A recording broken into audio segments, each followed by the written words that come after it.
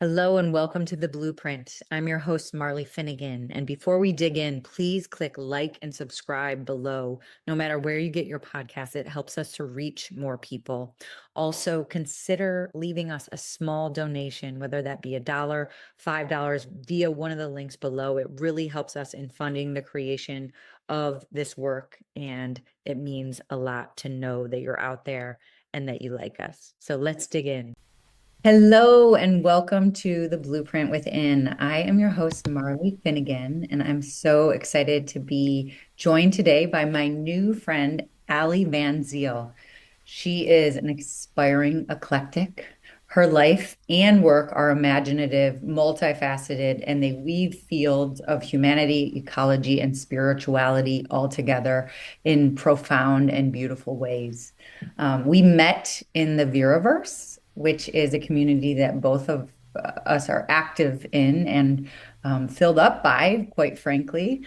And it's one of the many trans virtual communities emerging now, where we gather for conscious conversation with change makers from all walks of life.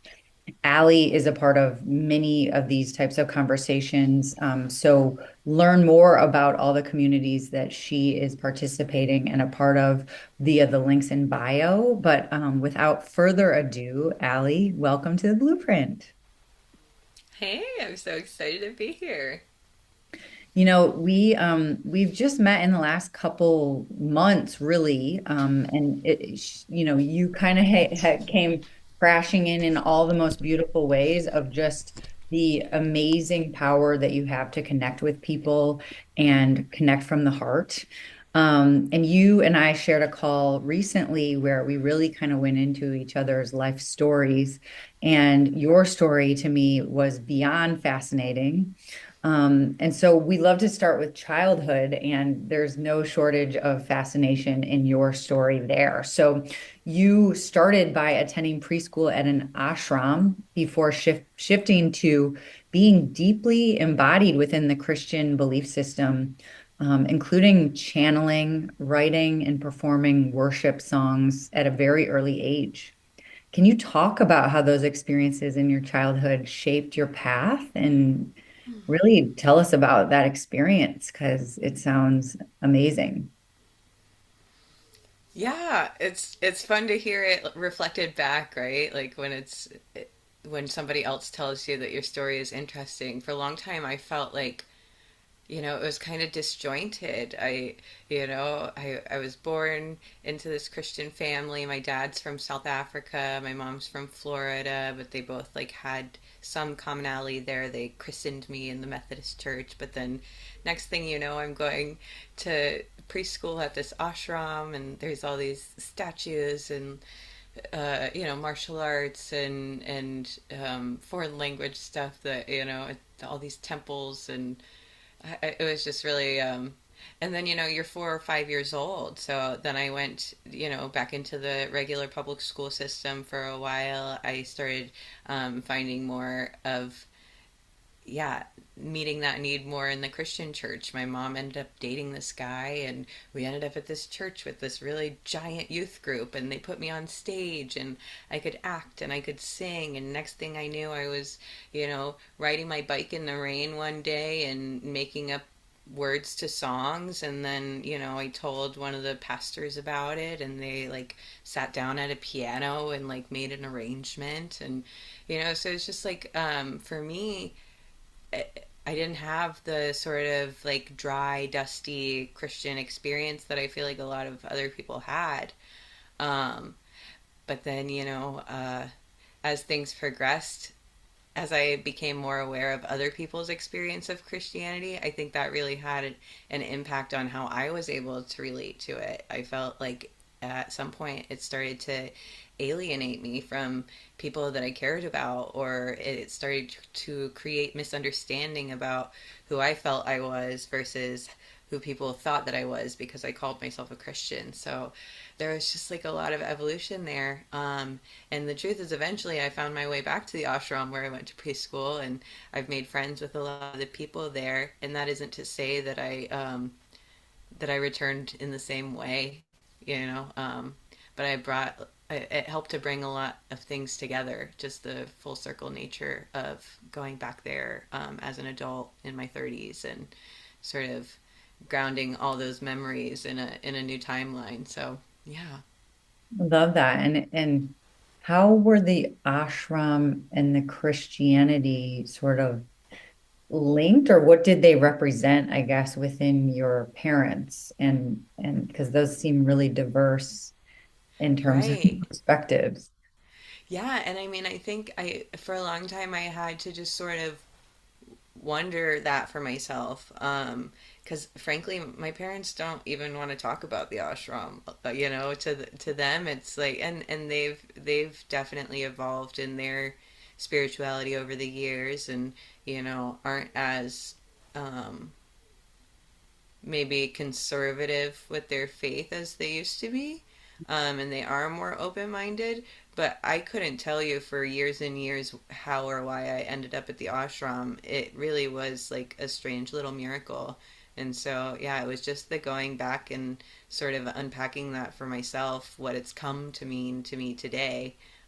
It was a mystery for a long time. I could and I couldn't bring myself to just go ask my parents like, so how did that happen? I mean, and honestly, I think it was like my mom's roommate at the time was dating a guy there, and the kids all, it was just easier to put the kids in the same preschool program. I think it was something as simple as that, to be honest. But then also Wow. like all the layers, because it's never quite that simple. Well, and preschool is a young age. So clearly, what are the through lines, I guess, of the ashram that are most sort of significant today that kind of came as through lines? Because I mean, I've witnessed your unbelievable talent as an artist, as a musical artist, as a vocalist. And so it's very clear to me that where the Christian ties of music and gospel and writing show up for you today. But what about the ashram? Yeah, yeah. Yeah, I think for me, honestly, the best way to say it is like um, maybe most of your audience would be familiar with Ram Dass. So Mhm. there's like that connection to that whole world, is just there waiting to be explored. Um, yeah, I just feel really lucky that, in the 60s and 70s, especially, there was such a beautiful, like, intermingling of Eastern and Western philosophies coming to America. And, not everybody is aware of that and has gotten to know about that and what it's like. And I could have missed that, if I didn't have that little breadcrumb to pull me back, because there's so much beauty in the Western mystic traditions. And I could have spent my whole life just exploring that and been totally fulfilled. I totally believe that.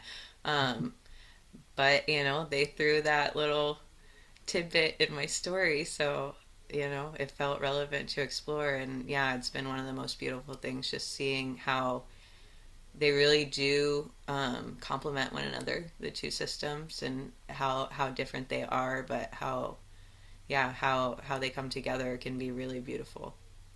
It's like it's so beautiful, the exploration of consciousness, and through I think the mystical is like the divine feminine lens of that conversation. And it's interesting to hear you talk about the 60s and 70s because I often think about that time because it's like, that's the boomer generation, and that was so much about peace and love and, different states of consciousness and oneness. And so thinking about, the collective of that group today and where and how things maybe shifted is just like the most interesting and strange question Yeah. to ask. But I know from our other conversation, you attended Liberty University and you studied biblical studies with a dream to study linguistics and develop new written languages. And that to me I just actually read a book on creativity, and they talked about the desire for people to create new language. And to me, it's such a statement to your bigger drive and commitment to interconnectivity across borders, interconnectivity of humanity, like this heightened state of interdependence, interconnection, all the inners. But like, so at such a young age, what compelled you to that? Was that something that just lived in you? Or what inspired you to have that dream as such a young person? Yeah.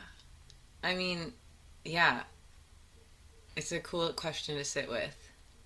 Um, like I have so many answers that spring to mind now, but if I had to like put myself back into, not knowing what I know now, like trying to think like from a 16, 17-year-old me, it's pretty wild. I mean, I was very passionate about my gospel, my truth.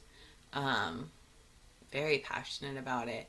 And also, I think even from much younger than that, um, you know, when you're identifying as Christian, there is this sort of belief that if you don't get the word out there, these people are doomed, and it's kind of like partly your responsibility, or at least that was Wow. how I experienced it when I was growing up.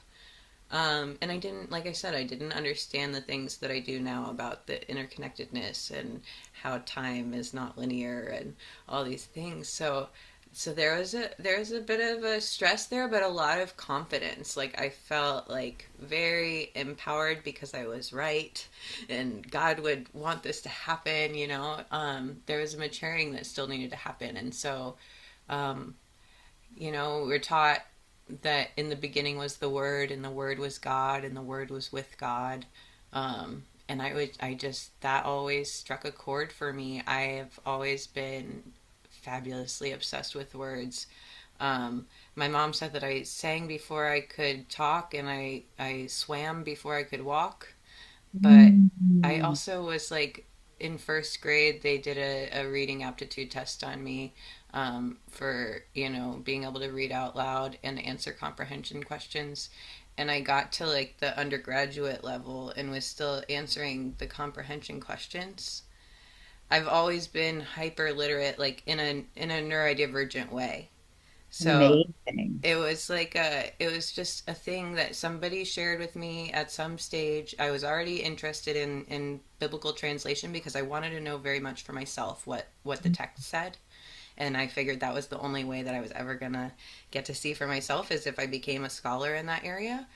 um, but then when I was there, they showed me a map of the world and how some people think it's over 50% of languages and dialects are only spoken and never written down, and they're spoken Mm. by small groups of people. So it's like this idea that, yeah, these people's life stories and these like this diversity of culture will just live and die, which is very beautiful and perennial and everything. But where I was coming from there, I was just like, you know, if they would if they would allow me, I would create these languages for them. I would give them the power to write their own stories and to like sort of like exist beyond time in that way and like teach literacy. And so yeah, I mean that was my big dream once upon a time, and it's definitely evolved a lot over the years. I mean, we didn't have the same technologies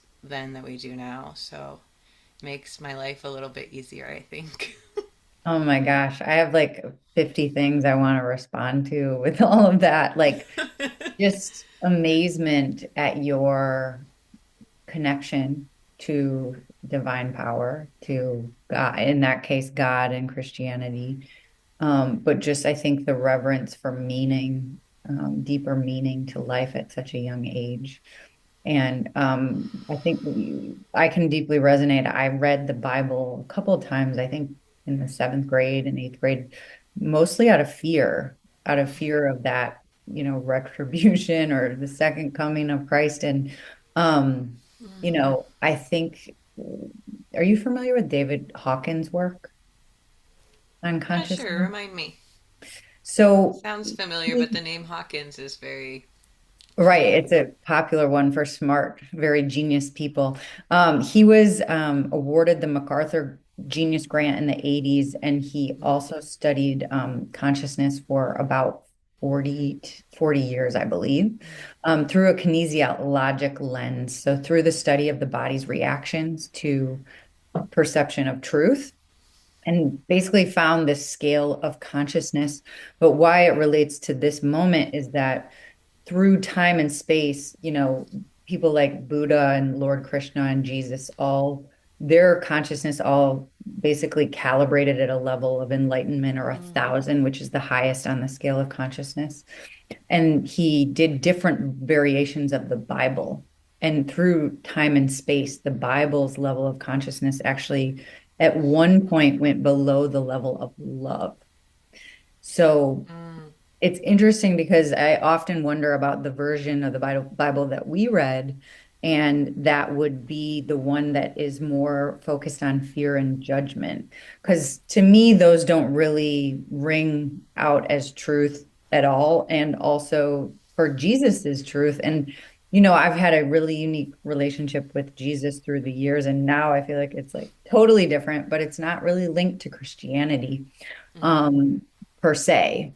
Um, so just wanting to honor that and also the idea of like wanting to help and change people and being, young and just not like it's so different than the person that I know here on this Zoom, because you are so hyper conscious of everyone and their feelings and their perspectives and their differences. And I imagine that is probably because you've lived a really dynamic and somewhat nomadic life. You've lived in Denali, Alaska, to Key West, Florida, and many places in between. So how did your experience of travel and love of travel shape, that early version of Allie to this version? Yeah. Yeah. Well, I would say it definitely started with my dad. My dad was born in South Africa. They all had to he was the oldest of three brothers and they all had to mandatorily serve in the military and the armed forces for 2 years. But by the time his youngest brother finished with that, they had nearly completed building a giant sailboat, like a 40-foot sailboat, and none of them knew much about sailing, but they talked a captain into letting like sailing them out of the port. No paperwork, no nothing, and they just went. They just went. So, so my dad Wow. is just a wild adventurer, and so yeah, normal is what you're used to. Me and my sister never really had sort of the fear of traveling by ourselves, or which maybe we should have, but we didn't. And yeah, so it allowed me to really, I think, push myself as a woman of my age and stature, to really like not be afraid and to just realize that like yeah, we don't need as much as we think we do. Um, and yeah, just to be happy in a lot of different circumstances and ways of living. Yeah, because I think about the person that also wanted to be living in Africa and serving these people in their villages and living in the jungle, and I'm not doing that, but I'm doing something else. I've spent time unhomed multiple times. I guess technically you could say today that I am, I call it functionally unhomed. But there's parts of that that are definitely a choice, and it is to speak to that fact that, you know, home is where you feel you belong. That's something that's important to me. So, yeah, I came back to this area. This is where I was born and raised. Right before the election in 2025, we came back here in September of 2024. Um, and I did a course called The Art of Regenerative Living, and I started really thinking about what home means to me, and yeah, what all this traveling was really about as I started to feel less and less inclined to travel and be nomadic and all those things. And yeah, it's just been really interesting that yeah, coming to that conclusion that home is where you feel like you belong, and if I can just like get people to resonate with that too, um, yeah, it speaks really loudly, I think, to this this feeling that we get when we feel like we don't have enough or we're not safe or um, but being able to tap into that has come from my travels. So, but it's also allowed me to stay still when I need to. I love the idea of your travels being a teacher for sufficiency and what you actually need and what is enough and how to have deep gratitude for what you have, while also, I presume, following where your heart and soul are calling you to be, and it speaks so much to, I think, this illusory nature sometimes of that we need convenience and that we need to consume and that we need, we get accustomed to needing the laundry list of things that can magnify and magnify with more and more money or more responsibility. But ultimately coming down to the fact that sufficiency means, I mean, it means it's different to everyone, but like, it's about what matters deeply to you and your soul. And I would love to hear more about the art of regenerative living and how that supported you during that time of transition in your life and what you took from that. Yeah, that was a really beautiful experience. That just came at the perfect time. It's a small cohort that I was part of with my friend Ganga. She was essentially leading it, but also participating in it as she does. And it ended up just being three of us. It was me, Ganga, and our good friend Steven, who is my good friend now, but we met during that time. And yeah, the framework is just a framework of remembrance, reconnection, and regeneration. And so for 3 months, um, you just explore that in, you start internally with yourself, and then you start to apply it to your closest relationships, and then to your concept of your environment, your home, and then to the world. So it's like this progressive thing, but it also takes on a few different lenses. But I was ready to do it for over a year, and she had been offering it always at the end of the year, through the new year, a couple different times. And once I heard about it, I immediately was like, oh, I want to do this. And then she didn't do it that year. And then I was like, oh, are you going to do it this year? And she's like, oh, I don't know. And then at the last minute ended up being just the three of us. And it's interesting because I don't know that she'll do it again. Um, Mhm. since then, just so much has evolved, and Imuna Academy with her and Seth's work, and they've developed this new format of like a year-long cohort that's like so much more community oriented, and like yeah, it was just, but it was the perfect thing at the perfect time for me, especially like I said, carrying me through that election cycle. I had just come back from Alaska. I had no idea really what I was going to do. I was planning to just be here until February and then go to Arizona and spend the spring with my family, who are also a bunch of nomads, and then drive back up to Alaska. I had no intentions of staying here beyond February. But yeah, I really feel like that was one of many things that just totally changed the whole trajectory. Well, it's wild as the universe does. I think I've been following Ganga's work for year, I mean, a long time. So she's like been a celebrity, and Seth's work too. I mean, like, when you just know someone in your inbox and Yeah. their work is unbelievably dynamic around regenerative. systems and bioregionalism and community building. So it's amazing your friendship and also just that helped to, helped you to feel anchored in your sense of place that is truly your home. It's your Yeah. original home, Yeah. which I love. And even though we are relatively newer connections, I get a deep sense of your spiritual connection and your spiritual mystic curiosity and dimensionalism. And I know that you've studied many modalities, but I would love to hear you talk about your big three astrological aspects and how those have sort of helped you in understanding your truth and what you feel, you're here to do, and how that's kind of speaking to you in these moments. Yeah. Yeah, it's fun because I mean, yeah, I don't always think about this anymore. Like it's yeah. So I Aries Sun, Leo Rising, Scorpio Moon.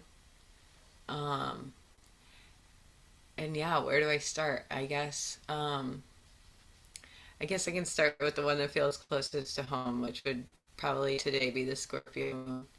I Mhm. also have Pluto rather close to my moon in Scorpio in my natal Mhm. chart. Um, and especially over the last several years as Pluto's moved into its new position, that conjunction has been very alive for me. Mhm. Um, and yeah, I love thinking. I do love. I mean, it's complex.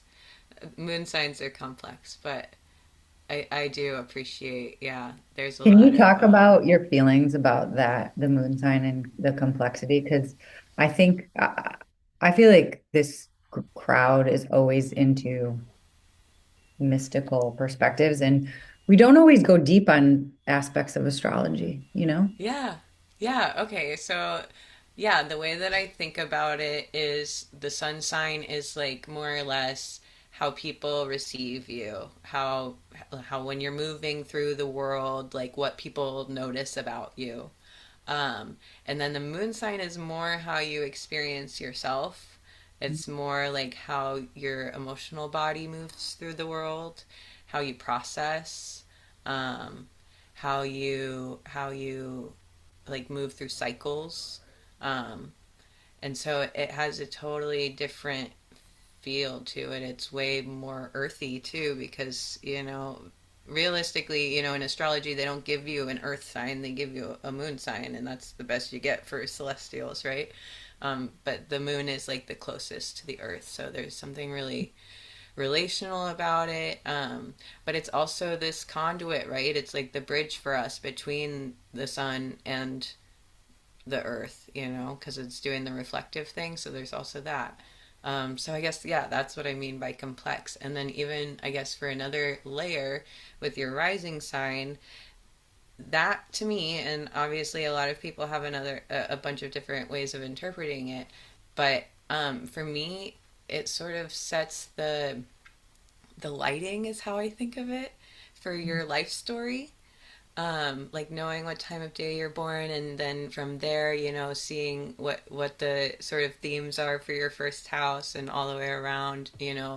It's sort of, yeah, it's like more the set and setting for your stuff, which is honestly something I don't study too much. I get more into like the collective astrology angle from there, just because you can't study everything all the time.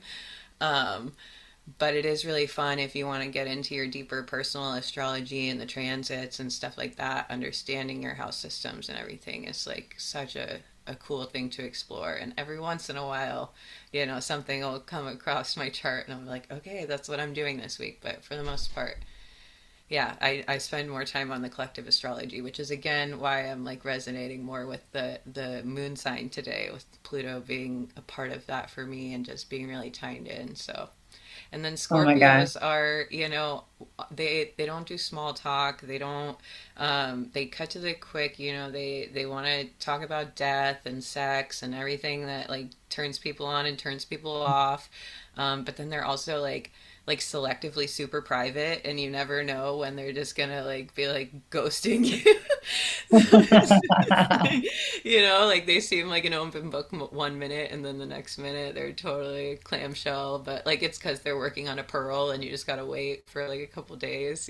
So very fond of my Scorpio moon, and then yeah, my Aries sun has been challenging. Like I said, that being like what people like respond to and notice about you for a long time when I was younger. Um, yeah, I didn't want to tell people that because people were always telling me that I was like argumentative or too opinionated or this or that or but that's what Aries get. There's a lot of muchness, and we like to throw it around, we like to play, and we're very robust people. So I'm definitely stepping into it more, but I don't know if I could, I would use my moon to eclipse that a little bit more. And what's been useful is that my mom's a Taurus, and I'm kind of right close to the Taurus cusp. My birthday is the 18th of April. I think Taurus Mm, starts around the 20th or something like that. My mom's the 22nd. it's So the I just 20, try to. yeah, 23rd or 20, Well, my 26, no, mom's a Taurus 21st. and she's the 22nd, so it's So somewhere in there. 21st. It's the Okay, 21st. yeah. So I like try to Um, lean into that side of myself a little bit to soften my son a bit every once in a while. well, I asked because like we share the exact same astrology basically. I mean, No way. I'm a Aries sun, a Leo rising, and a Pisces moon. So Okay. we're both double fire water, but like the same, Uh-huh. which, so anyway, But the Pisces is like the double water and the Scorpio is like the weird space water. but Scorpio to me, I resonate with Scorpios so frequently. Like always am attracted to Scorpios. I mean, some of the main people in my life are Scorpios and also or share an aspect of Scorpio. So like, there's so much there. And I think to me, both Scorpio and Pisces feel like the depths of the ocean, like Mm-hmm. the deep, dark stuff. And you and I recently in the Viriverse we co-facilitated a session on the shadow and loving your shadow parts. And I would love to know, we actually, you guided it, and I would love for you just to share a lot about what you said because um, the idea of even what the shadow is and exploring that and the moon and so if you want to talk about what you shared, I think that it was so beautiful. It's worthwhile to share it again. Yeah, and it's good practice to call me to reflect. I often, will get into flow and I'm not thinking about what I'm saying, so it's good. It's good practice.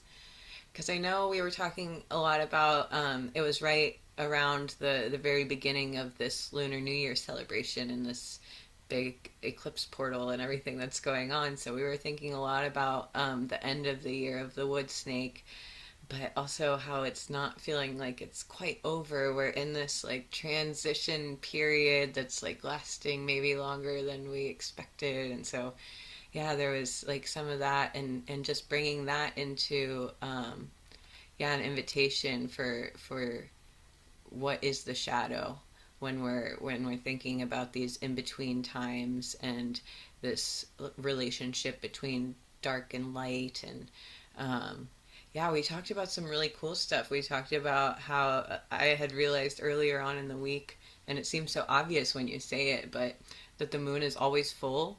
It just doesn't always appear full. So it's like and then like with that the realization that it's actually our shadow, Earth's shadow, that is like making the moon appear not to be full. So it's like it's totally not the moon that's like having a problem or whatever. It's like and then again, like, why do we do that? Like, why do we even think of the shadow as a problem? And then so we think about like, okay, well, what does it feel like? How do we experience it? And we're able to talk about some of those feelings, the fear or the insecurity or whatever, But then at the end of the day, yeah, we were just realizing, we are human beings. We are made of stuff, the light hits us and it casts a shadow, and that's not necessarily a bad thing. Um, yeah, it was just really interesting, and it was fun because it was like a group discussion. So there was like a lot of vulnerability came through. I mean, you shared a really powerful story as well, and just the way that people responded. Because I mean, for me, I felt like what you shared was like I've had experiences like that, and those experiences make you feel like a total alien or whatever, and like nobody could possibly understand what I'm going through. And then to like be in a group like that, and there was no question that everyone completely understood whether they'd had a similar experience or not. You know what I mean? Like, Mm. yeah, it was really special. Yeah, right. It was like this story about I really had a lot of I called it a psychic attack, but it was really it was partially maybe some external influences and definitely internal influences in my own psyche and my own emotions, bringing every shadow up 2 days before the eclipse. And for those people that aren't as familiar maybe with eclipses, I mean, it's basically a portal of shadow. And then, really came down to shame and things from my life previously, how shame wanted to keep me, or I wanted to hide the shame that I felt, and how shame really keeps us more individualistic and in silos away from our community. And really, that public sharing of my shame was what freed it for me. And I love your story about the moon, and it makes me think about the sun. And I always talk about this like we're the ones moving, the earth is the one moving, Mm, the sun is in place.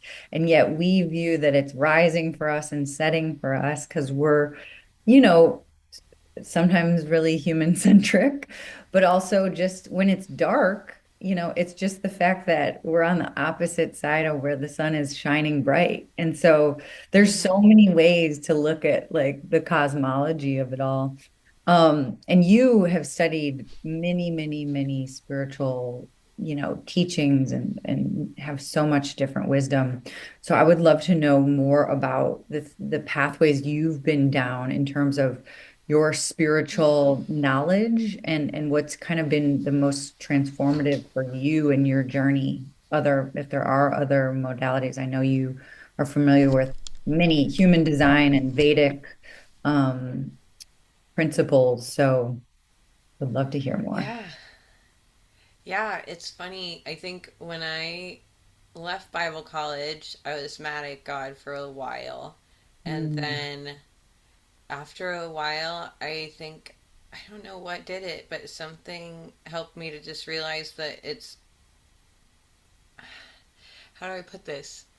Like it's all, what it is now is that it's all divine. Like, and so what I, what I call what I do is divination, but you can literally do it with anything. Like you hear about, the guys throwing bones around in the Bible to decide things, like you just make it up, and it just totally changed how I relate to the world, how so all the scriptures are my scriptures, and all the poetry is also scripture, and all the scientific literature is all, anything I can read is scripture. Anything that I can look at as art is also like, divine. Like it's just a different way of looking at it. And I think that's been definitely the most impactful.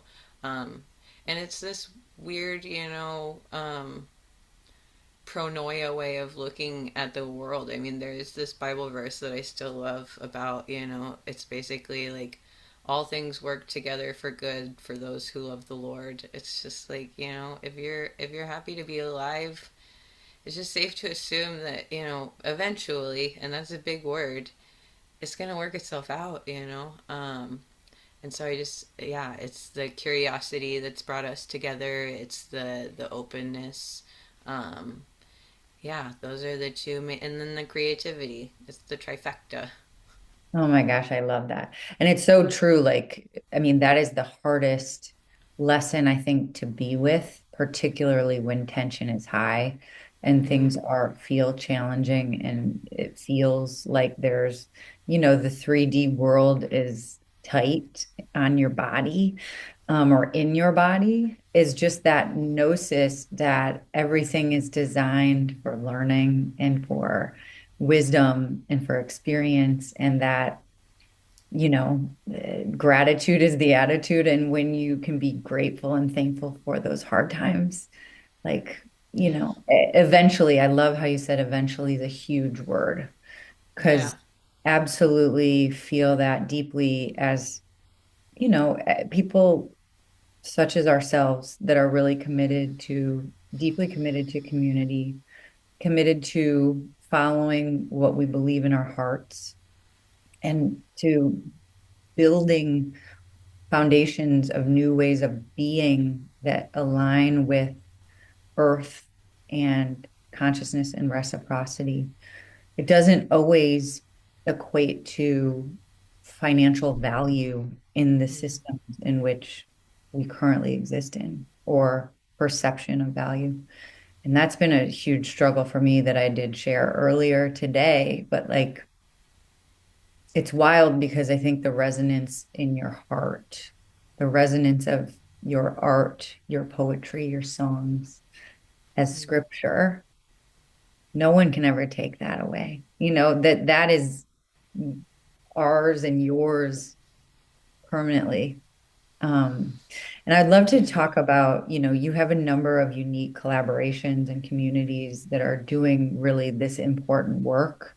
And you're very active in, this imagination and embodiment of building these foundations. Like, and those imaginal cells are Mm, so critical for people maybe that haven't been dancing the dance and been able to see the vision that you see and see the vision that Ganga sees and the Viriverse sees. And, so would love to hear more about these regenerative, kind of post-capitalist, post-conventional groups that are imagining with you and you are imagining with them. yeah. No, I just love how many times you said the word imagine just now because it's perfect. No, it's really perfect because this is what they all have in common is this sort of like when I was talking about the regenerative art of regenerative living, this remember, reconnect, regenerate. It's we're all saying that there is something already innately inside of you just waiting to be rediscovered. It's like all of these communities that I'm part of. We've talked about the Viriverse. I've mentioned Imuna Academy. There's the Vision Train.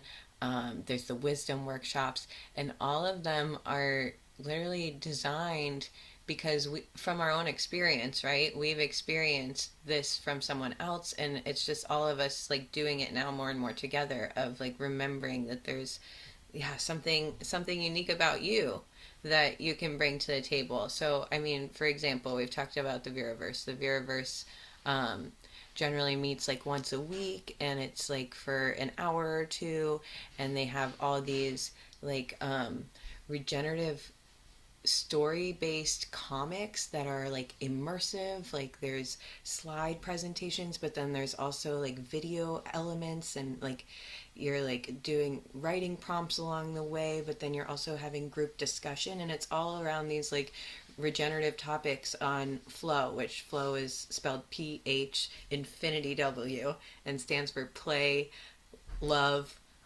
infinity, and work. So it's like this whole like complex thing, but it's all like gamified. But then we're also like someone's crying every session, like somebody's having like an emotional breakthrough, and none of us are specifically like certified in any kind of therapy modalities or anything that we claim or talk about. Like we're literally just like a group of people getting together and like healing ourselves together. And so Mhm. that's just one of them. But then I'm part of four, and Marley's probably part of others. And then, every member of the group is also part of others. And I think the main idea, like I said, is yeah, like reminding people of what they actually are.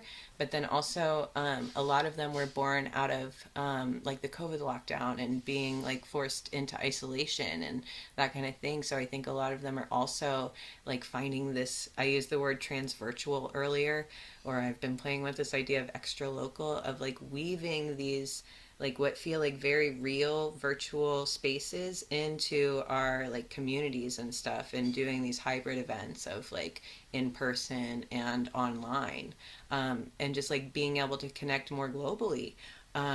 So the vision train is like experimenting with that. And then yeah, then Amuna is more like they branded as an academy this last year, so they're doing more like pedagogical framework, research based, trauma informed, neurological, like for the real like nerdy bookworms and stuff, but also like super somatic. So like lots of you don't have to read a word of it. Honestly, you could just sit through the guided visualizations and the meditations they provide and just take it in all somatically, and then they like will provide one-on-one coaching, just like you can have dialogue like this and not have to read a word of the curriculum. So it's really interesting to Wow. see how like adaptable everybody is becoming, and just like the heart is to share everything that we've discovered. Wow. I mean, just such amazing and beautiful offerings.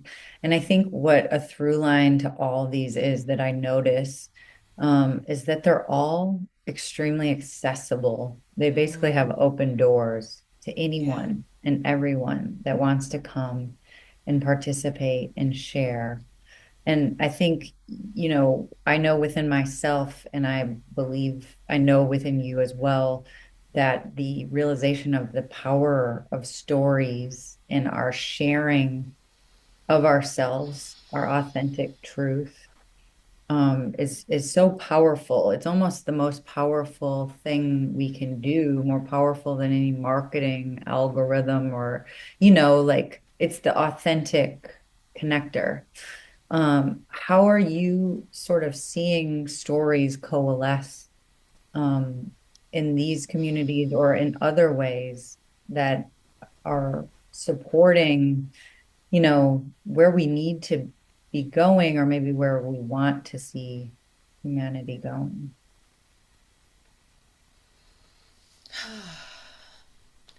I mean, yeah, I definitely want to answer from like a personal place for me, because I know that like it's like the idea of the monks and the elephant. We're just a bunch of blind monks trying to describe an elephant, but I just yeah, I see, especially where I am in America, in the world at this point, I see a lot of people are waking up to a lot of things that they would have rather ignored.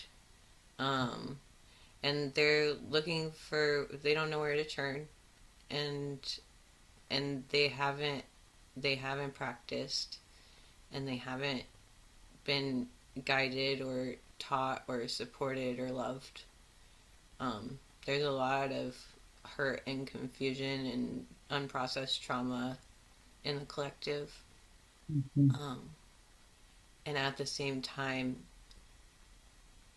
I truly believe that we're alive at the greatest time in history. I believe that's true for every single human being in all of history forever.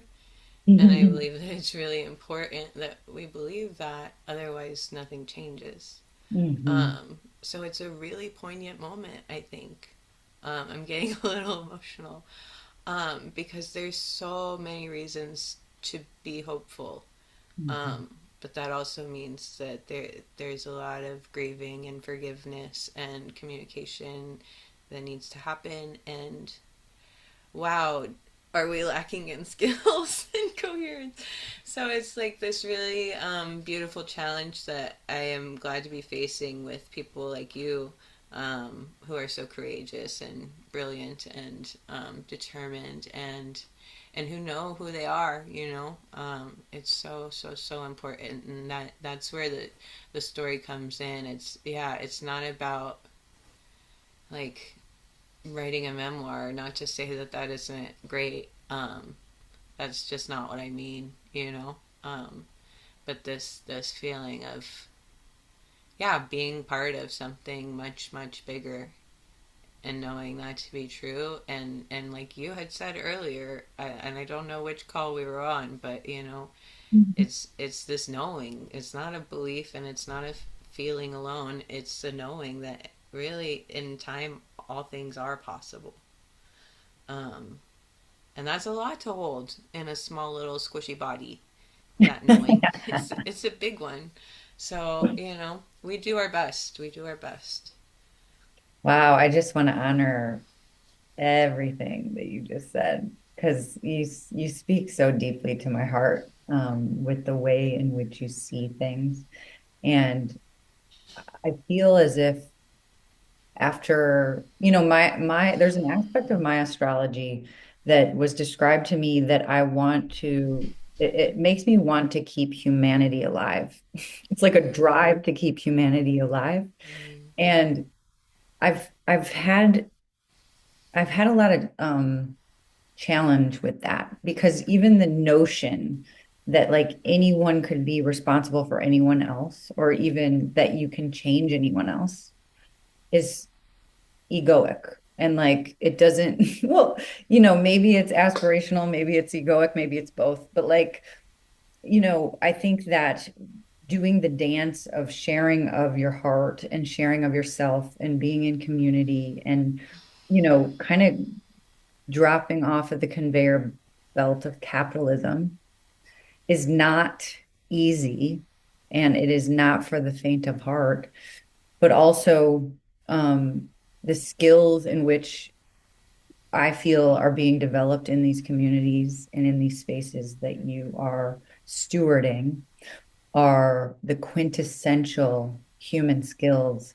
for having a beautiful and fulfilled life. And beautiful and fulfilled life doesn't have anything to do with money. It has to do with the peace that you feel in your soul and in your heart.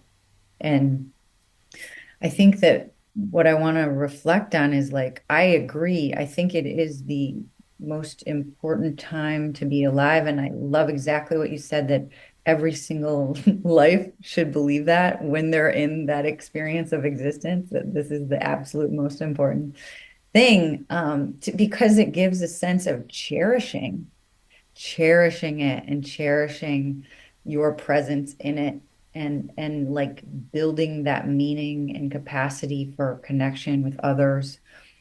And you do that so incredibly well. But I just want to say to anyone that's, feeling, maybe disillusioned with their current career or the work they're doing or anything, you know, it can be baby steps and it can also be that you just join in community and listen and start to get a sense for what's happening because these doors, I mean, Allie, you're the most welcoming and gorgeous steward of safety and kindness and compassion.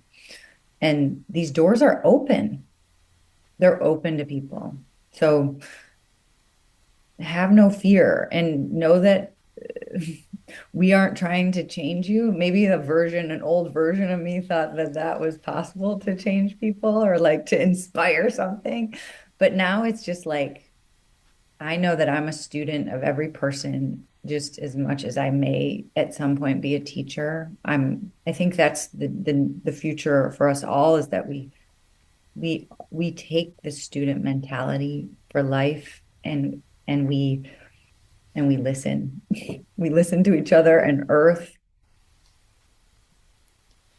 And I mean, also, when I was feeling disillusioned too, I just needed so badly to believe that, like, not everybody was, like, mean or, you know, like in a hurry or just, like, numb or didn't care. Like, that's the message that we get from so much of the world right now, is that it's just like go go go go go, and we don't have time to really care deeply.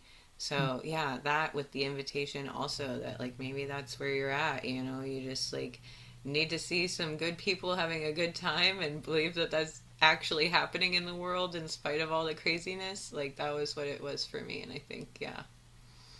I um I met climate psychologist Renee Lertzman at an event just a little over a year ago, and she shared with me a chapter of her book, and it was about apathy and basically Mm, the the disillusionment of that narrative. um, that she had gone into all of these various political areas that were a range of the spectrum, really to try to get an understanding of every political connection to perception of nature and mm, connectivity to nature.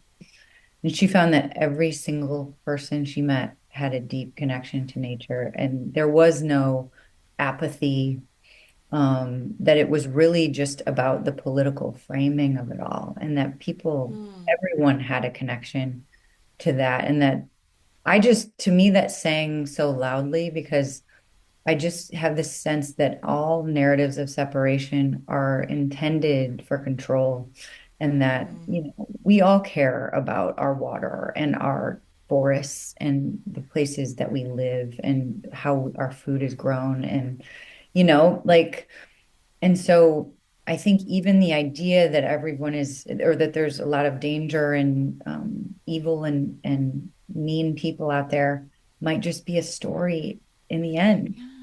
yeah, yeah, yeah.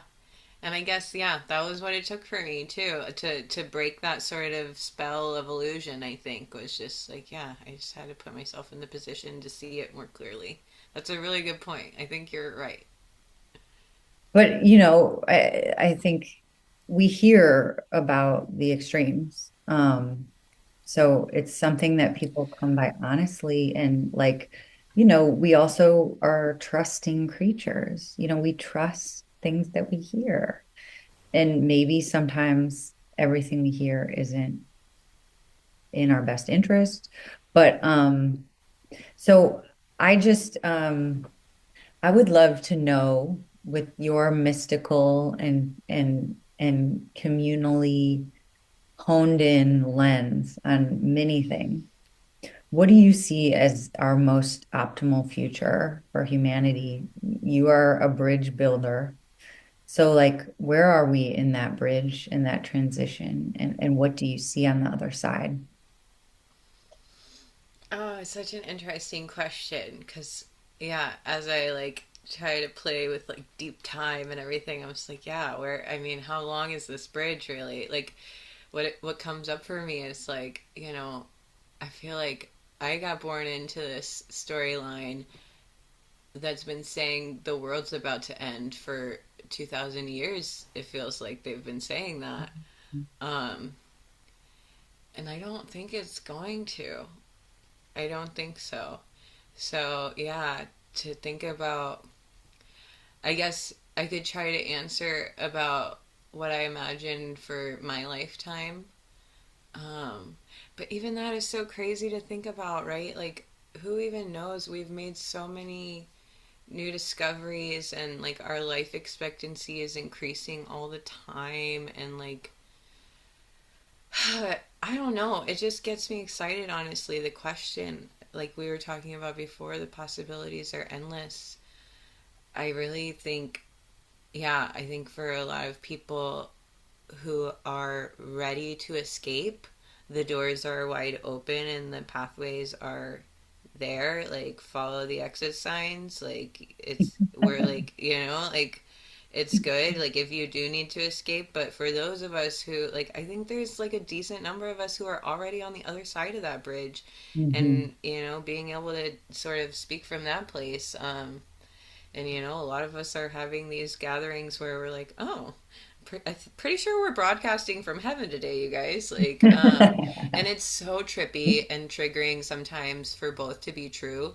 Um, but yeah, just the image of that bridge being totally operational and wide open for people, and something that I travel pretty regularly, and I would say like let's keep it in place definitely for the rest of my lifetime. I'm not sure how long this migration is going to take, but yeah, that's how I would describe it. The bridge is it's built, it's operational, the destination is pretty clear. There's a lot of people still maybe getting bottlenecked on one part or another, but we're working on it, and it feels pretty good, I think. It I might be an love optimistic view, but that's me. I love that and I agree. I mean, I think the bridge is built.